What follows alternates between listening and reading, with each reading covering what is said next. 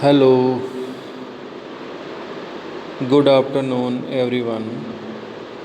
I am Manohar Kumar, Assistant Professor of English at Government College, Devgarh. Today, we are going to study about the poem Elegy written in a country churchyard, composed by Thomas Gray. In the previous lesson, we talked about Thomas Gray and his works and features of his poetry and transitional age. And today we are going to study about the introduction of the poem.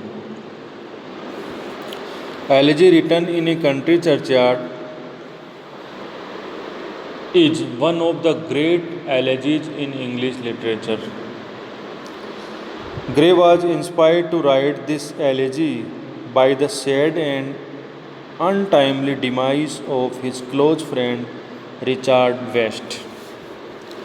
This famous poem was begun in the year 1742 and finished in 1749.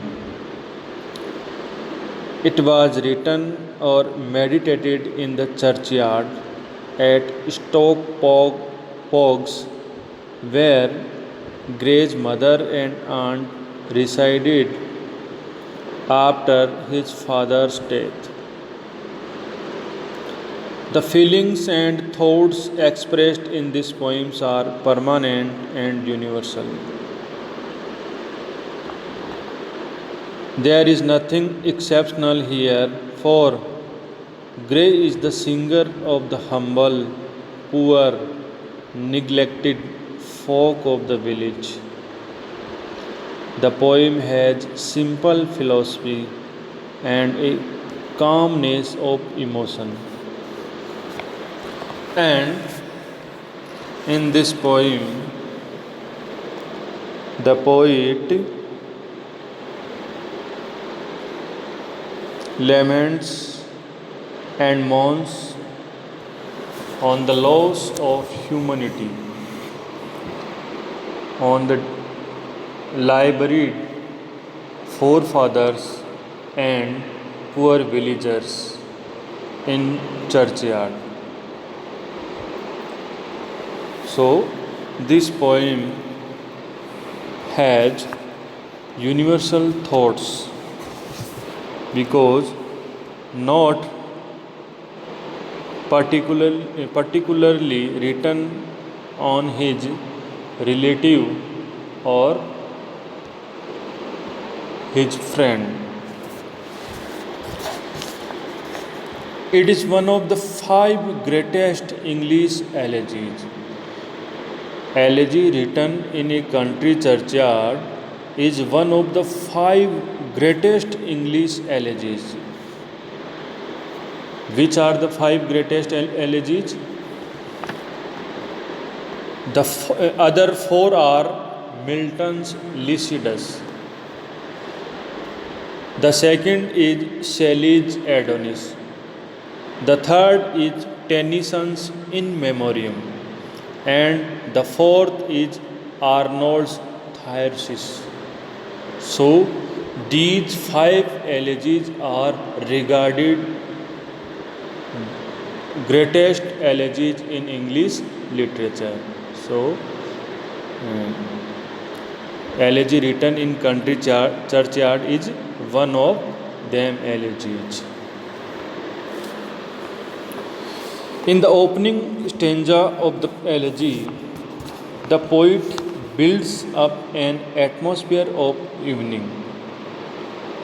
The curfew is tolling.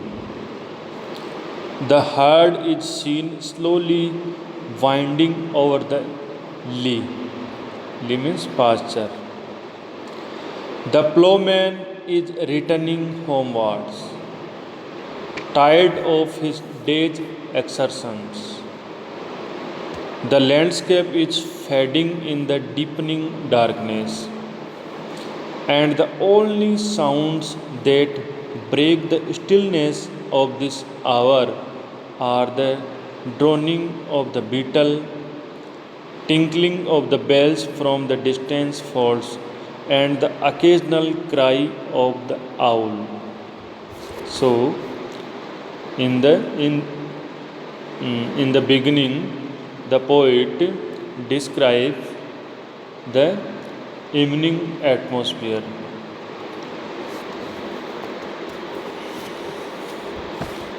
And then in stanza 4 to 7, the poet refers to the rude forefathers of the hamlet who lie buried in the village churchyard of Stockbox and who are now beyond recall.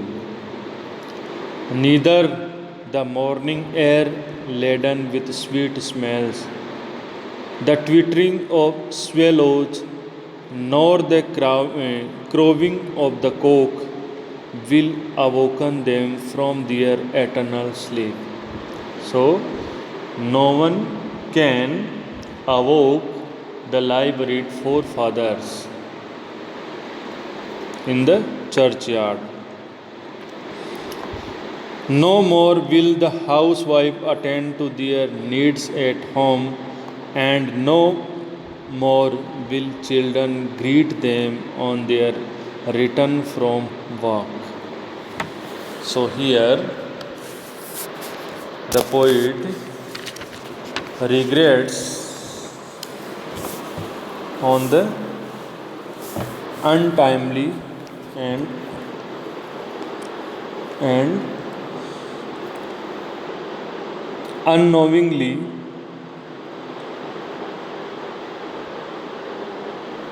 death of forefathers. The four stanzas that follow are written in a tone of moralizing. Let not the proud and the ambitious people mock at the humble lives and simple joys of these men, are belittle their unspectacular labors. All men are subject to death. Death is no respecter of high birth, worldly power, beauty, wealth. So, the moralizing tune can be noticed in this stanza. And the famous line of this poem, the paths of glory lead but to the grave. So, this is the famous quotable line of this poem. Every man have to die one day. The death is inevitable. So, every man have to die one day, whether he is rich, poor, and handsome, beautiful, etc. So, death is no respecter of high birth, and death doesn't discriminate anyone. For death, all are equal. So, the paths of glory led but to the grave.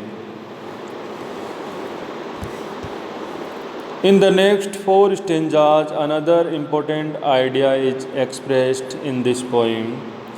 These men led obscure, unknown lives. They had no opportunities for education or for self-development. The poor forefathers and the poor villagers who are lie buried in the churchyard and in the graveyard will be great men, would be great men, and but they had no opportunities for education or for self development. Their talent, abilities, and gifts found no scope for outlets or expression. They had no opportunities to express their abilities, their talent. So the poet laments here extreme poverty made impossible for them to acquire knowledge or to display their religious zeal or to cultivate the generous impulses of their souls. They lived and died unknown. They lived and died unknown like the many exquisite gems that lie in the depth of sea or like the lovely flowers that bloom and fade away unknown in a desert. Here the poet compares and uses similes the life of the liveried forefathers and poor villagers to that of the flowers who decays and withers in desert unknowingly, and the gems which are liveried under the earth, liveried in the earth. So the simile is used here. There might have been among them men someone who had the courage and fearlessness of John Hampden, someone with the poetic gift of Milton, or someone with the warlike and aggressive nature of Cromwell. So the poet here then give some examples of great men who who had done uh, great in their life, in their particular skill.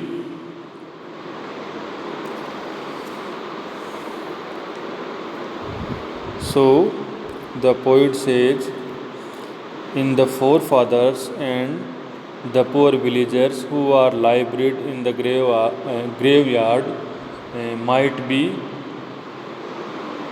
great like Milton and like Cromwell and like Hampden. So they had no opportunities to display their talent and their knowledge because of their poverty.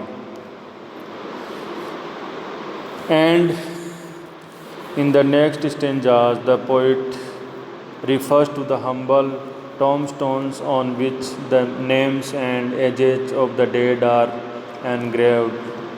And the concluding the epitaph, the poem concludes with the poet's epitaph written by himself. He refers to himself as a melancholy and scholarly person with a generous, sympathetic, sincere heart and willful confidence in Almighty God, in whose bosom he will rest after death. So, this poem is one of the greatest elegies in English literature, and in our next lessons we studied this poem stanza by stanza and line by line with detailed explanation. So this poem is important. So all the students will take it seriously. Thank you for today.